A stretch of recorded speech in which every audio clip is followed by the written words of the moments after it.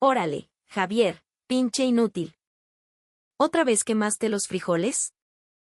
El botazo del cabo Óscar Serrano impactó la espinilla de Javier Rojas, y un torrente de insultos le siguió. Sucedió frente a los 40 marineros sentados en el comedor. Pendejo. No sirves más que para cagarla. ¿Para qué chingados nacen los gayes como tú? El sargento Carlos Montero lo agarró del pelo y lo forzó a arrodillarse. Una lágrima gruesa y salada rodó por la mejilla del joven marinero. Mi sargento, por favor, perdóneme. Su voz era apenas un susurro quebrado. ¿Perdón? ¿Perdón de qué, pinche idiota?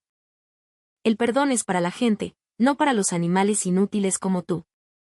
El sonido de la bofetada resonó en el silencioso comedor.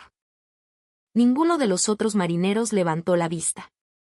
Todos agacharon la cabeza, fingiendo una concentración absoluta en sus platos, convirtiéndose en cómplices silenciosos de la humillación. ¿Alguna vez han sentido la impotencia de una injusticia tan grande que les quema por dentro? La historia que escucharán hoy es sobre un joven soldado que, aplastado por una humillación insoportable, tomó una decisión terrible. Pero al final de este relato, su percepción de la justicia y la verdad podría cambiar por completo. ¿Quién es la verdadera víctima y quién el verdadero verdugo? A finales de junio de 2005, un viejo buque de transporte de la Marina, que había zarpado del puerto de Manzanillo, surcaba las aguas del Pacífico frente a la costa de Colima. Las gaviotas, que habían seguido la estela de la embarcación, comenzaron a dar media vuelta, una por una. Javier Rojas, un marinero de 20 años, las observaba mientras se despedía en silencio de la tierra firme que se encogía en el horizonte. Hacía apenas 2 meses que había dejado su natal Oaxaca, un pequeño pueblo en la sierra, y ya estaba siendo enviado a otro lugar aún más aislado. Llegamos a Isla Escorpión. A desembarcar. La voz áspera del capitán del navío retumbó por los altavoces. Javier se echó al hombro su pesada maleta de lona y subió a cubierta. Ante él se extendía el olor a salitre y a marea baja, y una pequeña isla que emergía del mar como una garra de piedra. Fiel a su nombre, la isla parecía un escorpión petrificado, con acantilados afilados como aguijones sobre los cuales se erigía, solitaria, una torre de vigilancia. En el muelle no se veía un alma. Solo una precaria escalera de hierro oxidado ascendía desde el embarcadero de concreto crudo. Javier se ajustó la correa de la maleta y comenzó a subir. Le habían dicho que toda la isla era una base naval, un territorio prohibido para los civiles. ¿El nuevo es un tal Javier Rojas? A mitad de la escalinata de piedra, 2 hombres uniformados lo esperaban. El que estaba al frente era alto y de hombros anchos, un cabo que no aparentaba más de 23 años. Detrás, un sargento de aspecto mayor lo observaba con los brazos cruzados. Sí, soy el marinero Javier Rojas, a sus órdenes, dijo Javier, con un saludo respetuoso. El cabo soltó una risita burlona. Órale, aquí no estamos en la ciudad, morro. Déjate de mamadas. Con que contestes es suficiente, ¿entendiste? Sí, entendido. Este pendejo de plano no capta. Exclamó el cabo, exasperado. Yo soy el cabo Óscar Serrano, y el de allá atrás es mi sargento Carlos Montero. A partir de hoy eres el pinche cocinero, así que vas a aprender de nosotros. La voz de Serrano estaba cargada de desprecio desde el primer momento. Lo escudriñó de arriba abajo y negó con la cabeza. Te ves bien flacucho y hablas como baboso. ¿Crees que vas a aguantar aquí? El sargento Montero dio un paso al frente. Su rostro mostraba una sonrisa afable, casi paternal, pero sus ojos estaban fríos, desprovistos de cualquier calidez. Javier, esta isla tiene sus propias reglas. Aquí, si obedeces a tus superiores y no cometes errores, te irá bien. Sí, mi sargento. Así me gusta, bien obediente. Venga, carga tus cosas y síguenos. El camino hacia los dormitorios era una pendiente empinada. Javier, jadeando bajo el peso de su equipaje, lo seguía a duras penas. En esa parte de la isla se levantaban unas cuantas construcciones de concreto descolorido junto a una gran antena de radar. Una de ellas era el dormitorio de la tropa. Aquí es tu lugar. Serrano señaló una litera inferior en una esquina. Estaba pegada a la pared, y el aire olía a humedad y a moho. Javier, sin decir palabra, comenzó a desempacar sus escasas pertenencias. Rojas. La voz de Serrano sonó a su espalda. ¿Qué tal si te doy un tour por la cocina? Javier se dio la vuelta. Serrano le sonreía, pero había algo siniestro en esa sonrisa, un presagio de lo que estaba por venir. Te voy a enseñar lo que te toca hacer, así que abre bien las orejas. La cocina estaba en un edificio separado, a unos 50 metros de los dormitorios. Dentro, el espacio estaba abarrotado de enormes ollas de aluminio, estufas industriales y todo tipo de utensilios de cocina. Javier escuchaba las instrucciones de sus superiores, asintiendo en silencio. El café de olla se empieza a preparar a las 5 de la mañana, y el desayuno a las 5:30, explicaba Montero con calma. Pero entre sus instrucciones, se colaban órdenes extrañas. Y si a veces se nos antoja algo en la noche, nos tienes que preparar unas quesadillas o lo que sea. ¿Entendido? Sí, mi sargento. Si nos da hambre mientras estamos de guardia, puede que te pidamos algo. En esos casos, ni se te ocurra decir que no.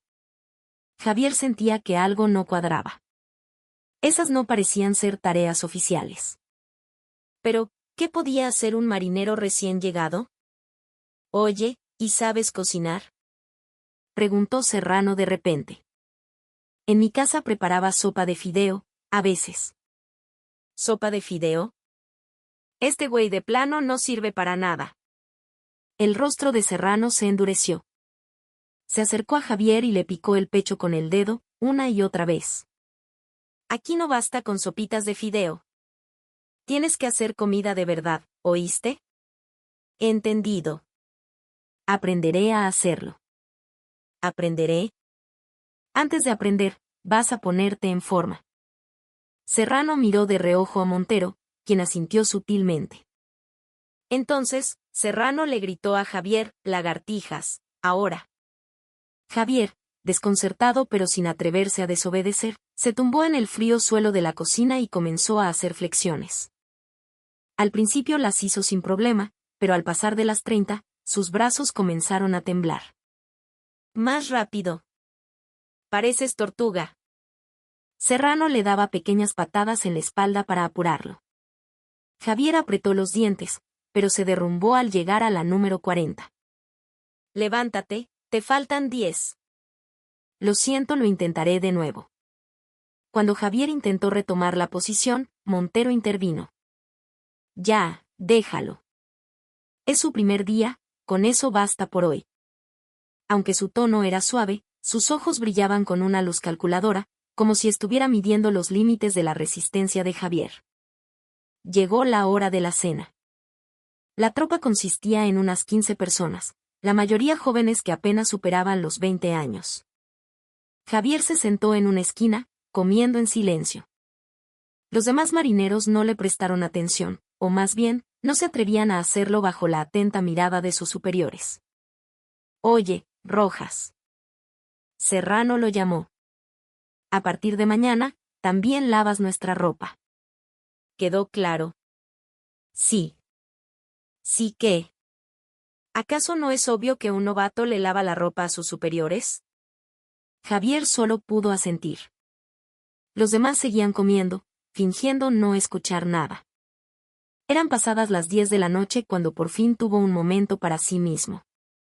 Tumbado en su litera, miraba el techo desconchado. Las humillaciones e instrucciones del día daban vueltas en su cabeza. Pensó en su madre, allá en Oaxaca. No podía contarle nada de esto a la mujer que lo había criado sola, trabajando la tierra con sus propias manos. Rojas, cambio de guardia.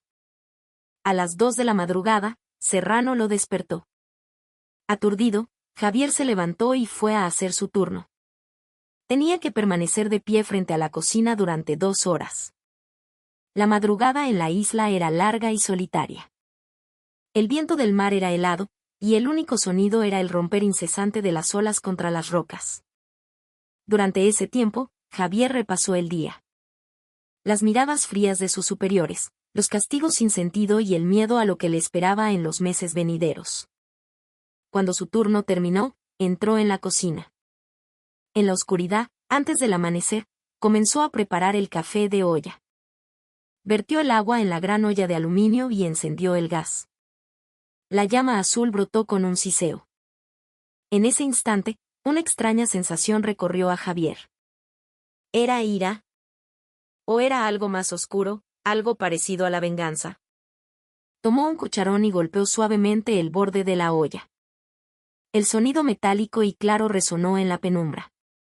Mientras escuchaba ese eco, recordó una por una las humillaciones que había sufrido. Los días pasaron, y la situación no mejoró. Al contrario, empeoró. Recibía bofetadas por errores triviales y por las noches lo enviaban a hacer mandados absurdos. Su rostro se llenó de moretones, y más de una vez sangró por la nariz. Un día, el sargento primero Miguel Torres reunió a los cocineros para una instrucción especial. Hoy les voy a enseñar a usar el herbicida. Torres sostenía un bote de plástico verde. En la etiqueta se leía Gramoxone, esto es veneno puro. Un solo trago y te mueres. Por ningún motivo debe mezclarse con la comida. Javier escuchó esas palabras con una atención inusual. Para los demás fue una advertencia más, pero para él, resonaron de una manera diferente. Oye, ¿qué pasaría si le echamos de esto a la comida de alguien? Bromeó Serrano. Los otros se rieron, pero Javier permaneció en silencio. Su mirada se fijó en el bote de herbicida, y por un instante, sus ojos se oscurecieron. Esa noche, mientras hacía su guardia, Javier se sumió en sus pensamientos. La peligrosa semilla de una idea algún día se las voy a pagar había sido plantada silenciosamente en su mente. Era finales de junio, una madrugada en la que el frente de tormenta cubría la costa del Pacífico. La lluvia golpeaba sin cesar el techo de lámina de la cocina. Javier Rojas, solo en la penumbra, preparaba el café de olla frente a la estufa. El reloj de pared marcaba las 5 de la mañana. El agua en la olla de aluminio comenzaba a hervir. Javier, como cada día, echó un puñado de canela y piloncillo y lo removió con el cucharón. Pero algo era diferente. Un olor extraño, penetrante, le llegó a la nariz. No era el aroma dulce de la canela, sino algo más pesado, agudo. Javier se detuvo y olfateó el aire. Definitivamente, algo andaba mal. Era un olor químico, irritante, como de un limpiador industrial. Pensando que quizás no había lavado bien la olla, levantó la tapa, y el olor se hizo aún más intenso. ¿Qué es esto?, murmuró. Abrió la tapa de la tina donde guardaban la salsa del día anterior. Frunció el ceño al instante. De la salsa emanaba un hedor similar. El corazón le dio un vuelco. Esto no era normal. Levantó la tapa de la olla de los frijoles. El mismo olor se desprendía del guiso. Javier, presa del pánico, sintió que las manos le temblaban. ¿Qué demonios estaba pasando? Mi sargento, un momento. Javier corrió hacia los dormitorios. Todos los marineros aún dormían, pero esto era algo que debía reportar. Sacudió la litera del cabo Serrano. ¿Qué chingados te pasa?, gruñó Serrano, medio dormido y de mal humor. Mi cabo, en la cocina hay un olor muy raro. El café y la salsa huelen a químico. ¿Olor a químico? ¿De qué pendejadas hablas? Serrano se levantó a regañadientes y siguió a Javier a la cocina. Abrió la tapa de la olla y arrugó la nariz. Ah, cabrón, sí huele raro. Tras revisar la salsa y los frijoles, su expresión se endureció. Sin embargo, se encogió de hombros y dijo, pues nomás lávalo todo y vuelve a empezar. No hagas tanto escándalo. Pero este olor. Ya cállate. Me despiertas a estas horas para esta mamada. Enjuaga todo y prepara el desayuno, y punto. Serrano, visiblemente molesto, regresó a los dormitorios. Javier se quedó solo, confundido. No podía desobedecer una orden directa. A regañadientes, vació la olla y la enjuagó varias veces con agua fría. Lavó también la tina de la salsa. Pero por más que frotaba, el olor pesado no desaparecía del todo. Parecía haberse impregnado en los propios ingredientes. Comenzó a preparar un nuevo café. Esta vez el olor era menos perceptible, pero una extraña sensación de que algo seguía mal persistía. Tratando de reprimir su ansiedad, continuó con los preparativos del desayuno.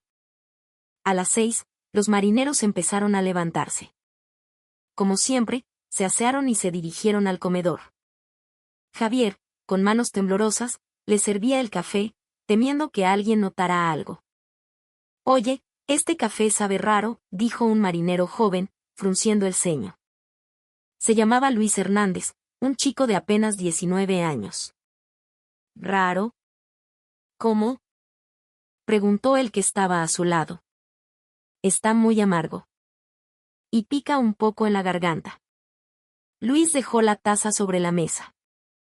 Sin embargo, los demás no parecieron notarlo. La mayoría comía a toda prisa, apurados por empezar sus labores. «Ya, tómatelo». «Con el hambre que traigo, me sabe a gloria», dijo otro. Luis, dudando, volvió a tomar la taza y bebió. Se tomó una taza, y luego otra. El desayuno terminó y todos se fueron a sus puestos. Javier lavaba los platos, pero la inquietud no lo abandonaba. ¿Qué era ese olor? ¿Y si realmente había un problema? Alrededor de las 9 de la mañana, se escuchó un grito desde los dormitorios. «¡Ay, me duele la panza! ¡Ayúdenme!». Javier corrió hacia allá. Luis Hernández se retorcía en su litera, gritando de dolor. Su rostro estaba pálido y un sudor frío le perlaba la frente. «Luisito, ¿qué tienes?». Los demás marineros se arremolinaron a su alrededor. Luis se sujetaba el abdomen, gimiendo. «Tengo náuseas. Siento que se me retuerce el estómago». En ese momento, un pensamiento fulminante cruzó la mente de Javier. Recordó que Luis se había tomado 2 tazas de café esa mañana. El café con el olor extraño. «Mi sargento, hay que llevarlo a la enfermería». «Es una emergencia», gritó Javier. El sargento Montero llegó corriendo y evaluó la situación. «Esto se ve grave. Hay que evacuarlo al continente ahora mismo». La base entró en estado de emergencia. Llamaron de urgencia al buque de transporte para evacuar a Luis. Javier observaba todo, con el corazón en un puño. El sargento primero Torres apareció para tomar el control. «¿Qué demonios pasó? ¿Qué comió en la mañana?». «Café, frijoles y tortillas, mi sargento», respondió otro marinero. El rostro de Torres se ensombreció. ¿Habrá sido la comida? Fue entonces cuando Javier, con voz temblorosa, habló. «Mi sargento, en la madrugada noté un olor extraño en la cocina». «¿Un olor extraño?». El café y la salsa olían a productos químicos. Le informé a mi superior, pero la expresión de Torres cambió drásticamente. Corrió a la cocina. Al revisar el café y la salsa restantes, notó que el olor sutil persistía. «Tomen muestras de esto y envíenlas al cuartel general de inmediato. Nadie coma nada». La orden de emergencia de Torres resonó. Se declaró una alerta de intoxicación alimentaria en toda la base. Por la tarde, llegó una llamada del hospital en Manzanillo. Habían detectado valores anómalos en la sangre de Luis. Necesitaban más pruebas para identificar la sustancia. Al anochecer, llegó el resultado, y fue devastador. Detectaron rastros de herbicida. El rostro de Torres se puso blanco como el papel mientras escuchaba el teléfono.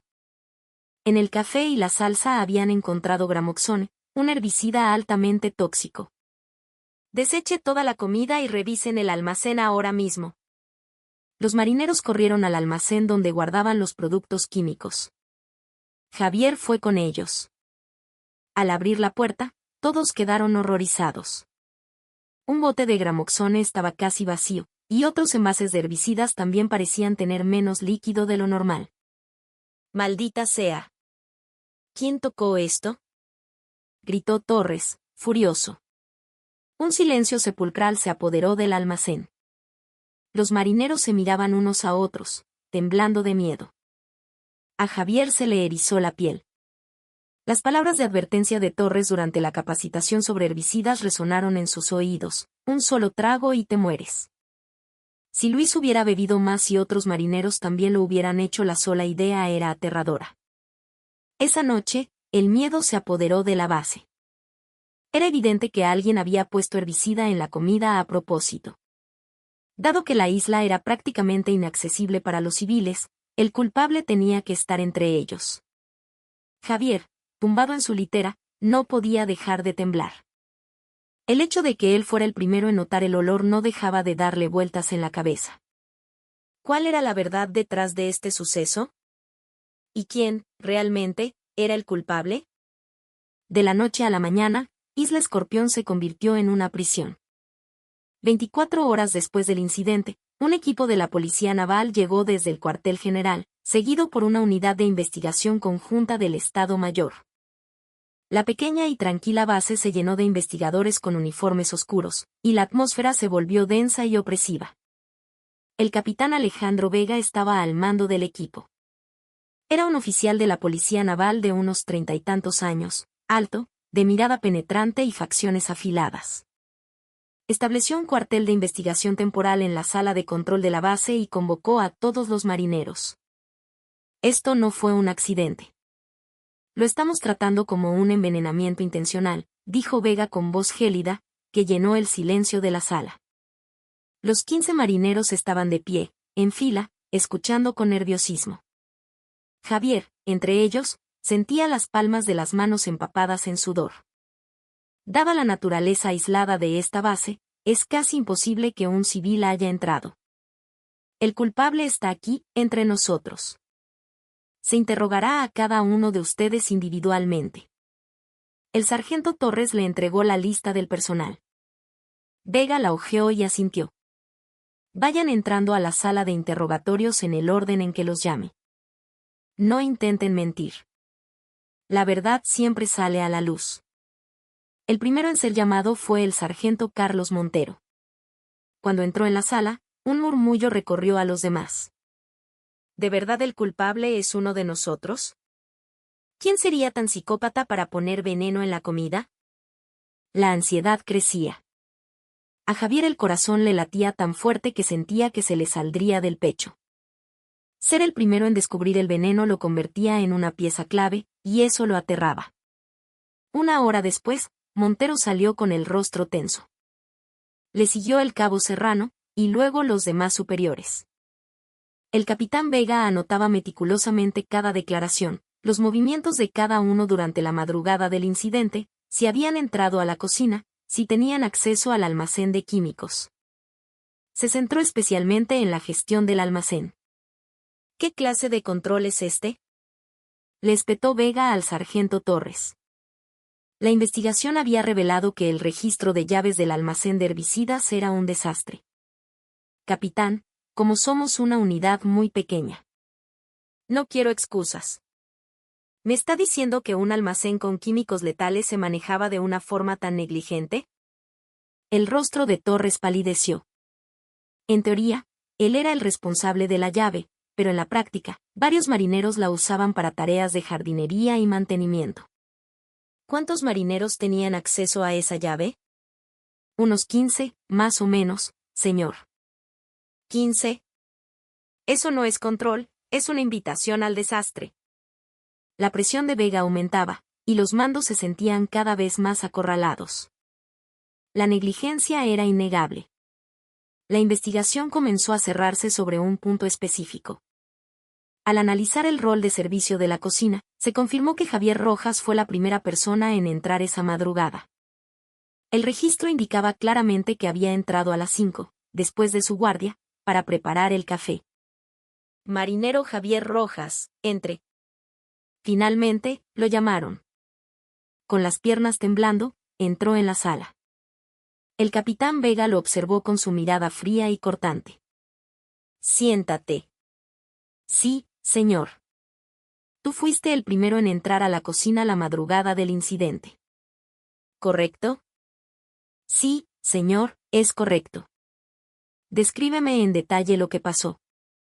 Javier, con voz temblorosa, relató lo sucedido, el olor extraño, el informe a su superior, cómo lavó la olla y volvió a preparar todo. ¿Así que tú fuiste el primero en notar el olor? Sí, señor. Vega adoptó una expresión enigmática. Como investigador, sabía que, sorprendentemente, el primero en dar la alarma solía ser el culpable. Ahora dime, ¿cómo te trataban tus superiores? Me trataban normal, señor. ¿Normal? ¿Estás seguro? La mirada de Vega se agudizó. Ya había obtenido información de otros marineros sobre el constante acoso y violencia que sufría Javier. Cuando Javier salió, Vega llamó a uno de sus subordinados. Confisquen el uniforme y las pertenencias de Rojas. Envíen todo a análisis forense. Sí, mi capitán. Y recopilen más testimonios sobre él. Especialmente sobre su relación con Serrano y Montero. Al día siguiente, por la tarde, llegó un resultado que lo cambió todo. En el uniforme y los guantes de Javier se detectaron trazas de gramoxone. Era una cantidad mínima, pero innegablemente, había restos del herbicida en su ropa.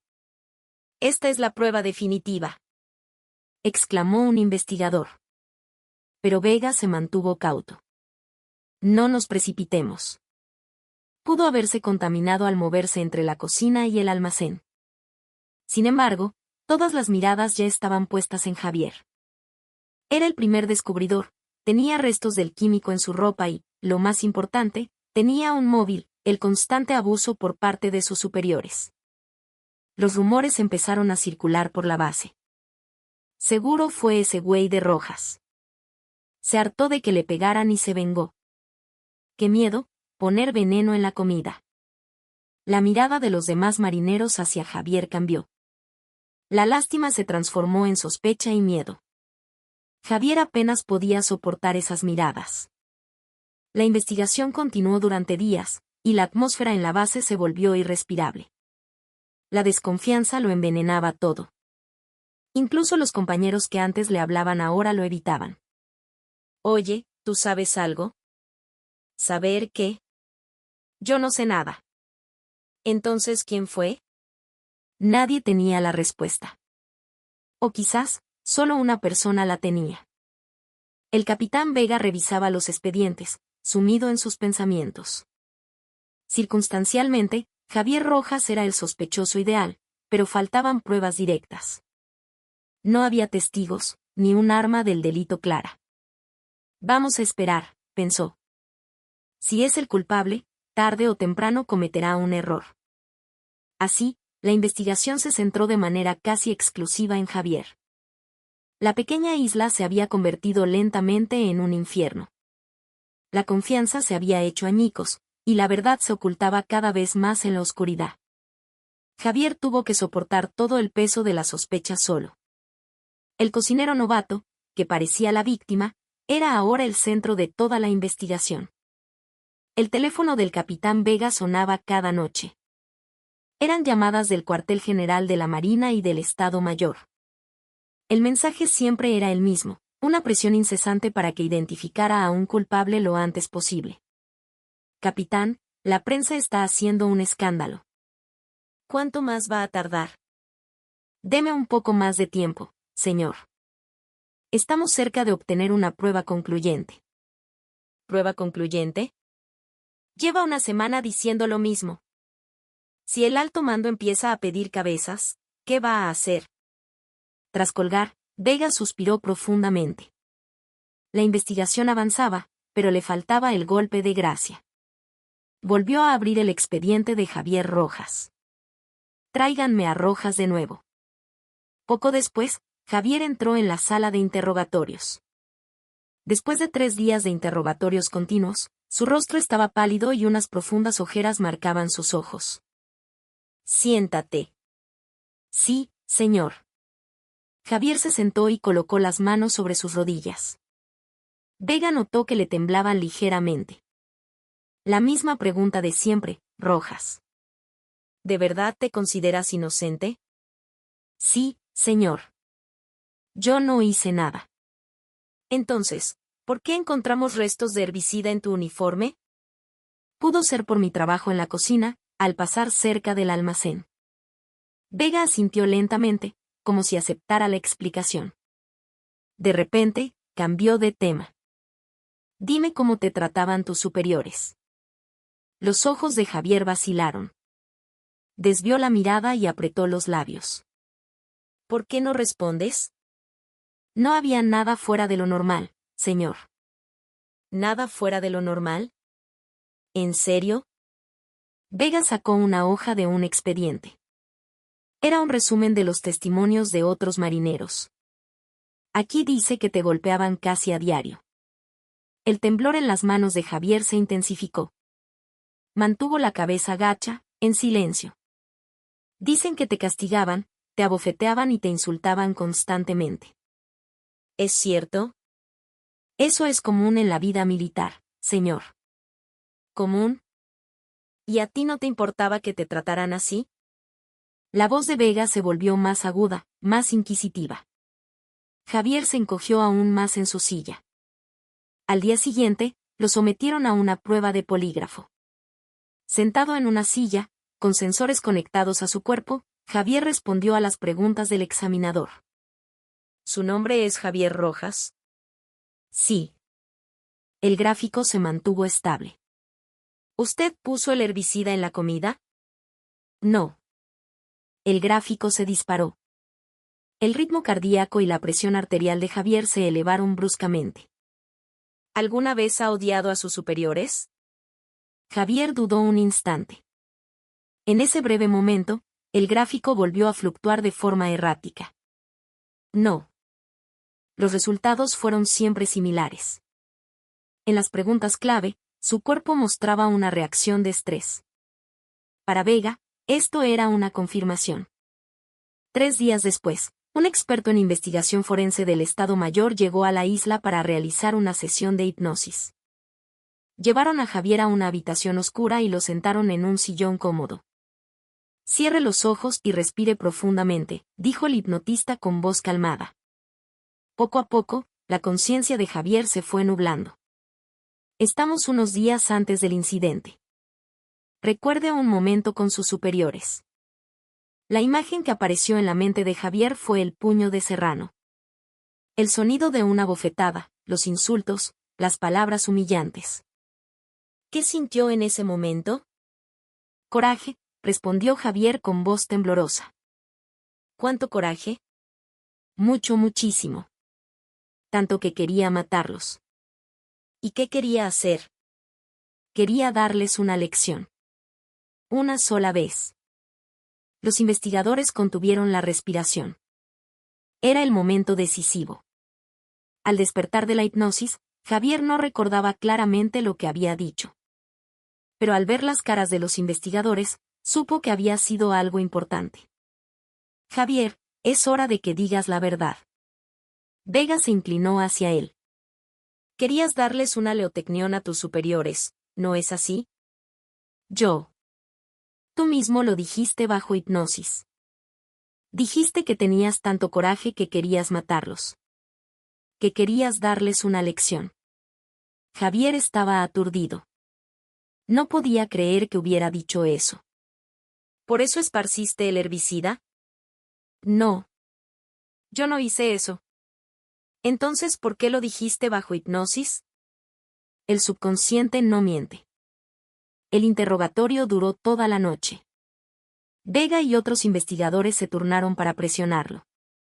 Javier estaba exhausto, su resistencia mental al límite. Es tu última oportunidad. Si confiesas, podemos considerar atenuantes. Eran más de las 3 de la madrugada. Javier mantenía la cabeza gacha. Sabemos cuánto te hicieron sufrir. Es normal que te sintieras humillado. Es comprensible que quisieras desquitarte, aunque fuera solo una vez. Entendemos ese sentimiento. Las palabras de los investigadores se filtraron en la mente agotada de Javier. ¿Era posible? ¿Realmente había albergado ese deseo? Yo ese día, su voz temblaba. ¿Qué hiciste ese día? Yo de verdad, un largo silencio llenó la sala. Finalmente, de los labios de Javier brotaron las palabras que sellarían su destino.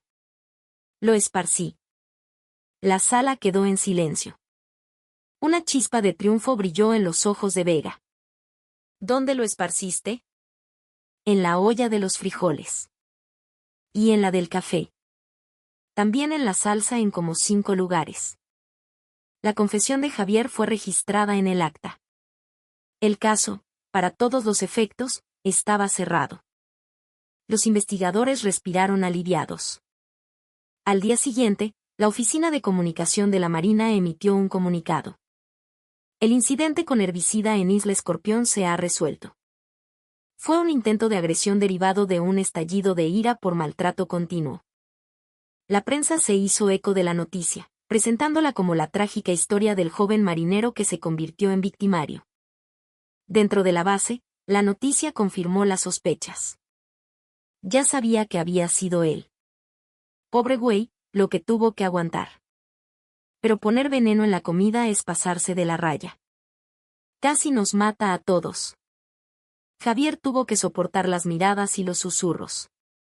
No estaba seguro de haberlo hecho realmente, pero ahora todos lo creían. En la celda de aislamiento de la prisión militar de la Ciudad de México, Javier Rojas sobrevivía día a día. La luz que se filtraba por los barrotes era su única conexión con el paso del tiempo. Pasaba horas sentado en el mismo lugar, mirando una mancha en la pared, preguntándose si de verdad había cometido aquel acto. Su memoria era un borrón. No recordaba con claridad qué había dicho durante aquellas noches de interrogatorio. Solo sabía una cosa: todos creían que era culpable. Una semana después de su detención, su madre vino a visitarlo. La señora Carmen había viajado toda la noche en autobús desde Oaxaca. Al ver a su hijo, apoyó la mano en el cristal de seguridad y rompió a llorar. Javier, hijo. Aquí está tu mamá. Mamá, a Javier se le hizo un nudo en la garganta. Las manos de su madre estaban ásperas por el trabajo en el campo, y nuevas arrugas surcaban su rostro. Todo lo que dicen los periódicos es mentira, ¿verdad? Mi Javier no sería capaz de hacer algo así. La señora Carmen se negaba a creer las noticias. Conocía a su hijo mejor que nadie. Mamá, yo. No digas nada. Solo quiero que vuelvas a casa vivo. Sea como sea, pero vuelve a casa. La súplica desesperada de su madre le partió el corazón. Mirándola a través del cristal, Javier se hizo una promesa: iba a descubrir la verdad. Mientras tanto, el teniente de navío Mateo Herrera, el abogado de oficio asignado al caso, suspiraba mientras revisaba el expediente. A sus 38 años, este oficial del cuerpo jurídico ya había visto docenas de juicios militares, pero este parecía un caso perdido. Había una confesión, y la opinión pública ya había dictado sentencia. Además, el acusado era un simple marinero, el eslabón más débil de la cadena. Herrera se preparaba para una defensa meramente formal. Sin embargo, al profundizar en el expediente, empezaron a surgir inconsistencias. La primera era el resultado del polígrafo. Las reacciones a las mismas preguntas variaban en diferentes momentos, sin coherencia. Más importante aún, no había ni un solo testigo. Nadie había visto a Javier esparciendo el herbicida. Y el registro de control del almacén de químicos era un caos.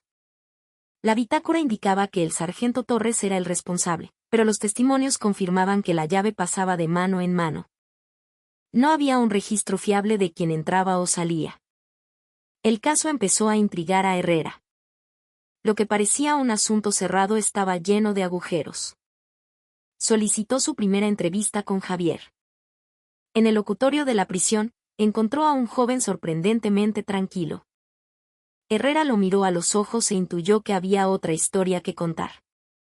Javier, soy el teniente Herrera, tu abogado. Sí, mi teniente. Dime la verdad. ¿Realmente esparciste el herbicida? Javier dudó un segundo y luego negó con la cabeza. No, señor. Yo no hice tal cosa. Entonces, ¿por qué confesaste? Estaba agotado, confundido. Los investigadores me dijeron que si confesaba, tendrían clemencia. Herrera asintió. Era el patrón clásico de una confesión forzada. De acuerdo. Voy a creerte. Pero en el juicio, tienes que ser completamente honesto. Sí, mi teniente. Llegó el día del primer juicio. La sala del tribunal militar estaba abarrotada de periodistas y personal de la Marina. Javier entró esposado. En la sección de testigos estaban sus antiguos compañeros de Isla Escorpión, incluyendo al capitán Vega, al sargento Torres, a Serrano y a Montero. Todas las miradas se clavaron en él. El juez golpeó el mazo. Acusado Javier Rojas, póngase de pie. Javier se levantó, su rostro sereno, muy diferente al del joven aterrorizado en la sala de interrogatorios. La fiscalía lo acusa de intento de lesiones y actos contra el deber. Durante la investigación, usted confesó su culpabilidad. ¿Confirma dicha declaración? Un silencio expectante llenó la sala. Javier respiró hondo y, con voz clara, respondió. No, señoría. Un murmullo recorrió la sala. Silencio. Acusado, repita su respuesta. El acta de investigación dice que usted confesó haber puesto herbicida en la comida. Yo no cometí ese acto.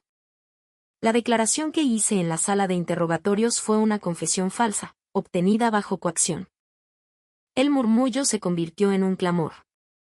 El rostro del capitán Vega se endureció. Herrera se puso de pie. Señoría, con su permiso. La defensa desea exponer sus argumentos.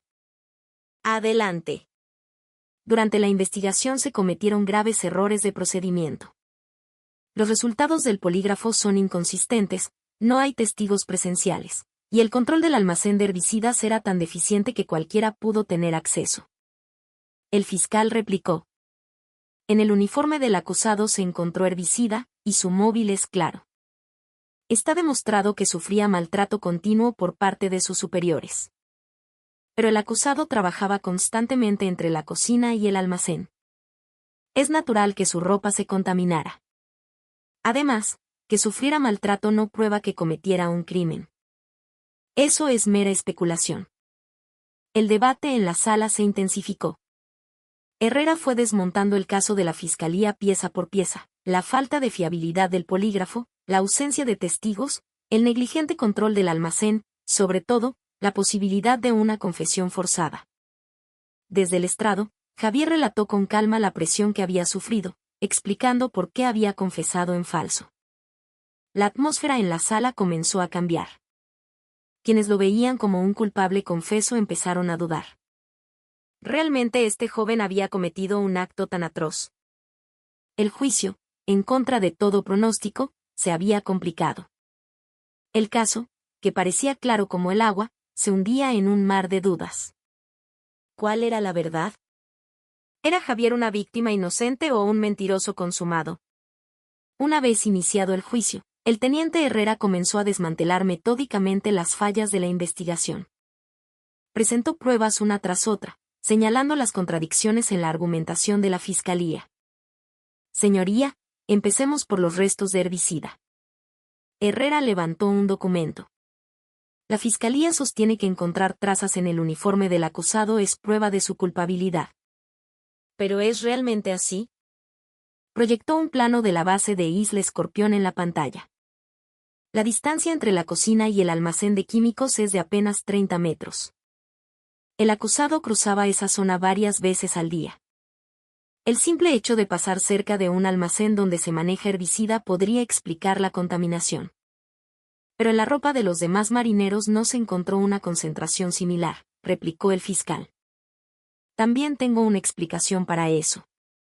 Herrera presentó un nuevo documento. Como cocinero, el acusado tenía una mayor frecuencia de acceso al área del almacén que otros marineros. Además, Participó en tareas de mantenimiento de jardines donde se usaba el herbicida. La diferencia de concentración es perfectamente explicable. El juez asintió, tomando notas. La lógica de Herrera era persuasiva. A continuación, Herrera abordó el cronograma del crimen. Veamos la hora estimada del delito, entre las 4:30 y las 5 de la madrugada. ¿Es esto factible? Presentó la bitácora de guardias.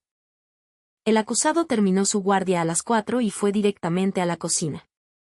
Realmente tuvo tiempo, en menos de 30 minutos, de ir al almacén, tomar el químico, esparcirlo en varios recipientes, volver al almacén y guardar el envase sin ser visto. Un testimonio clave reforzó su argumento.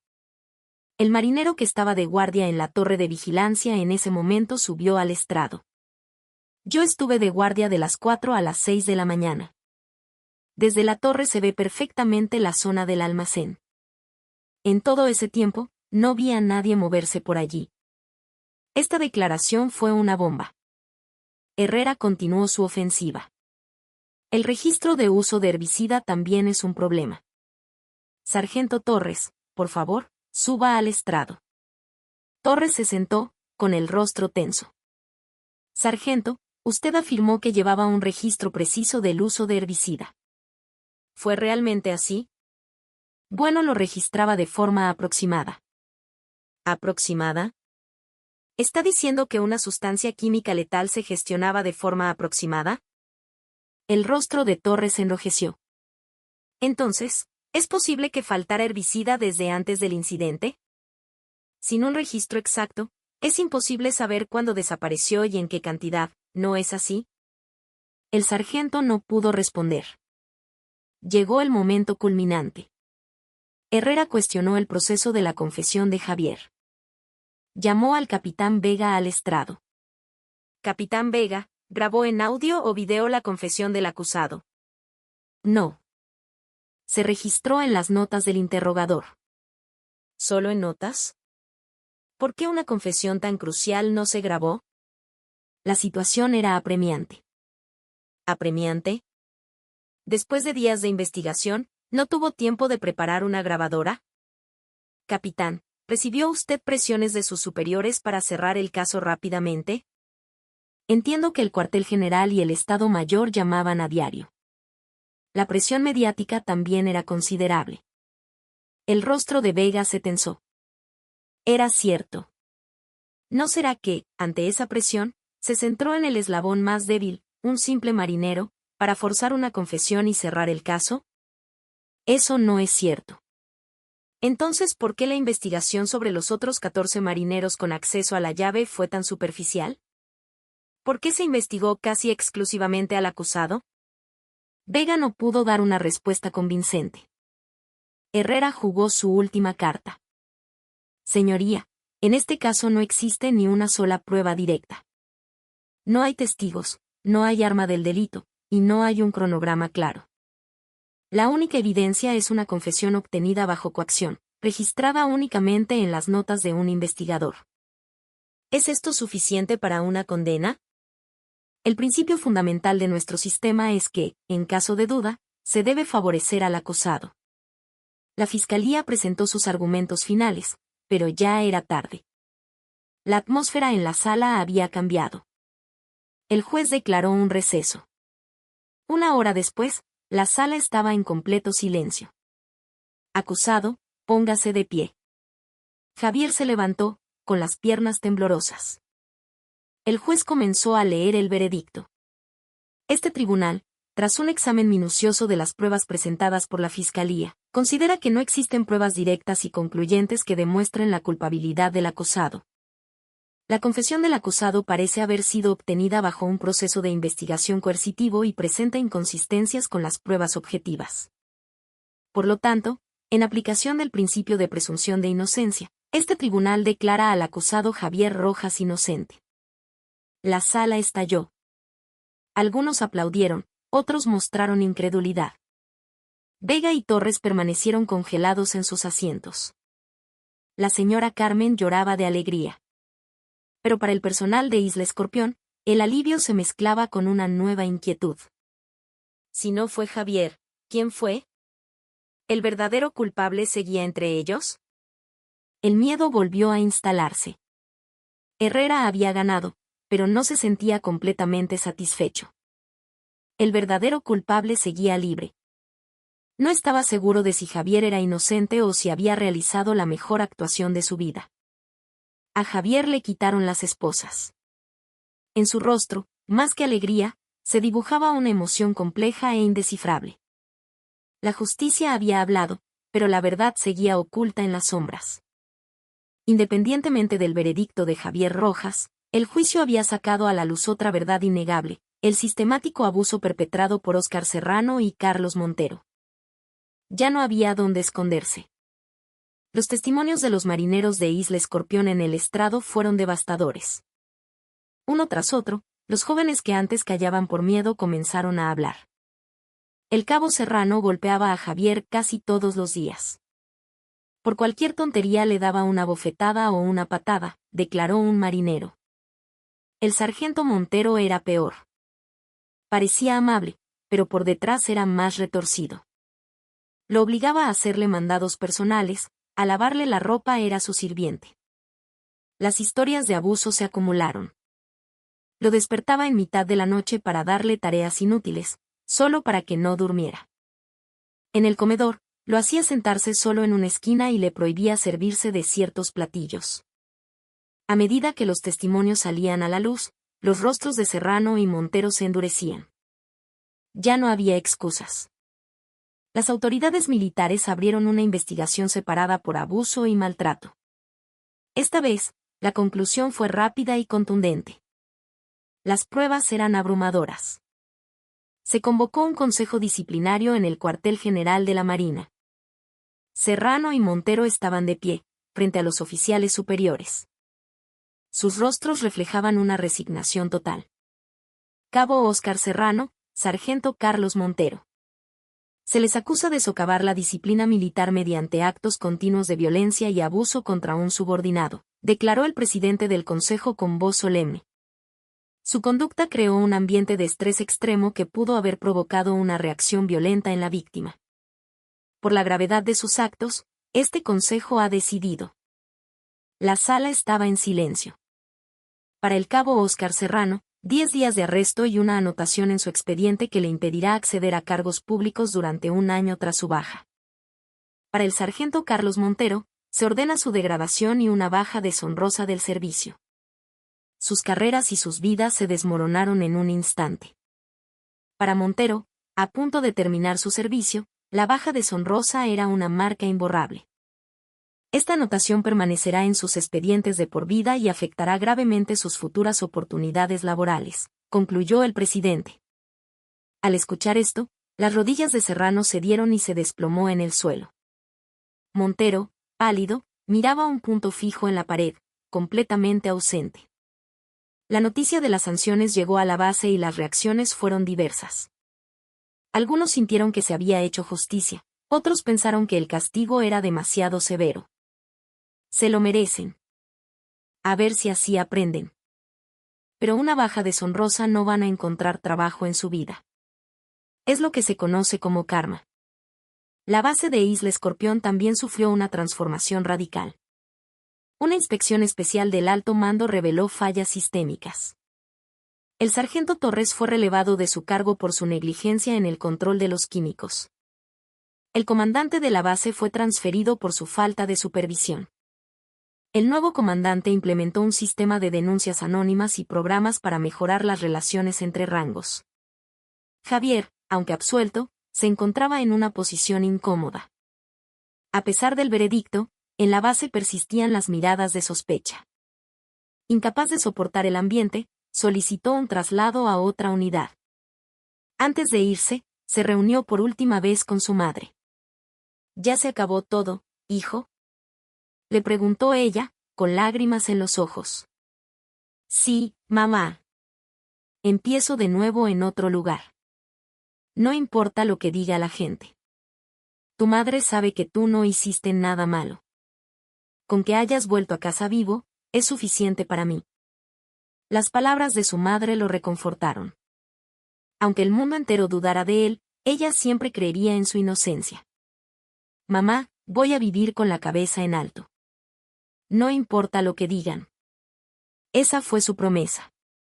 Mientras tanto, Serrano y Montero se enfrentaron a la dura realidad de la vida civil. La marca de la baja deshonrosa en sus expedientes era una barrera insalvable. Lo siento, pero con este historial en su servicio militar, no podemos contratarlo. Era la misma respuesta en cada entrevista de trabajo. Con el tiempo, la gente fue olvidando el incidente de Isla Escorpión. Pero algo había cambiado para siempre. El abuso y la impunidad ya no eran tolerados. La justicia, aunque tardía, había prevalecido. Otoño de 2008. En una base naval en Veracruz, Javier Rojas continuaba su servicio en silencio. A sus 23 años, ya era sargento segundo. Habían pasado 3 años desde el incidente de Isla Escorpión. Su vida en la nueva unidad era tranquila. Nadie preguntaba por su pasado, y él nunca hablaba de ello. Simplemente cumplía con su trabajo con una diligencia impecable. Pasadas las 10 de la noche, cuando todos dormían, Javier se quedaba solo en la cocina. Limpiaba, organizaba los preparativos para el desayuno del día siguiente. Ese momento de silencio era su único refugio. El goteo rítmico de un grifo era el único sonido que rompía la quietud. Javier limpiaba lentamente el interior de una olla de aluminio. De repente, su mano se detuvo en el aire. Su mirada se fijó en un bote de herbicida que estaba en un rincón. Era un envase común, para el mantenimiento de los jardines, pero para él tenía un significado profundo. Lo observó durante un largo rato y luego cerró los ojos. En su mente, revivió aquella madrugada en Isla Escorpión. La lluvia torrencial, él solo en la cocina preparando el café. Recordó el vapor blanco que salía de la olla, y la sensación fría del atomizador de herbicida en sus manos. Volvió a abrir los ojos y se secó las manos en un trapo. Entonces, en un susurro que nadie pudo oír, murmuró, solo quería darles una lección. Una sola vez. En su voz se mezclaban el arrepentimiento y una extraña sensación de alivio. En ese momento, era lo único en lo que podía pensar. Estaba harto de los golpes, de los insultos. Era tan injusto. Javier se aferró al borde del fregadero. Pero nadie murió. Luisito se recuperó, y a mí me declararon inocente. Una sonrisa extraña, amarga y liberadora a la vez, se dibujó en su rostro. Supongo que con eso, ya todos pagaron su deuda. Cerró bien el grifo y apagó la luz. Mientras el bote de herbicida desaparecía en la oscuridad, soltó una risa silenciosa. Caminó hacia los dormitorios, su silueta la de un sargento cualquiera. Pero la verdad era otra. El marinero Javier Rojas, de 20 años, sí lo había hecho. En un momento de rabia y desesperación, había rociado el veneno en la comida. Solo más tarde comprendió la magnitud de su acto. Se escudó tras la excusa de una confesión forzada y, gracias a un buen abogado, fue absuelto.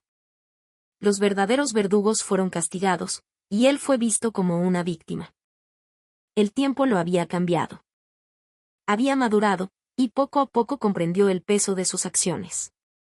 Se prometió a sí mismo no volver a ser esa persona. Pero la verdad seguía enterrada en su corazón. En la vida, a veces tomas decisiones de las que no hay vuelta atrás, se dijo a sí mismo mientras se acostaba. Lo importante es lo que haces después. Cómo eliges vivir. Miró al techo y cerró los ojos. Mañana sería otro día normal, un día más guardando un secreto que nadie conocería jamás. Fue la historia de la venganza de un joven soldado en el espacio cerrado del ejército, de un sistema fallido, de la impunidad y de una verdad oculta bajo un pesado silencio.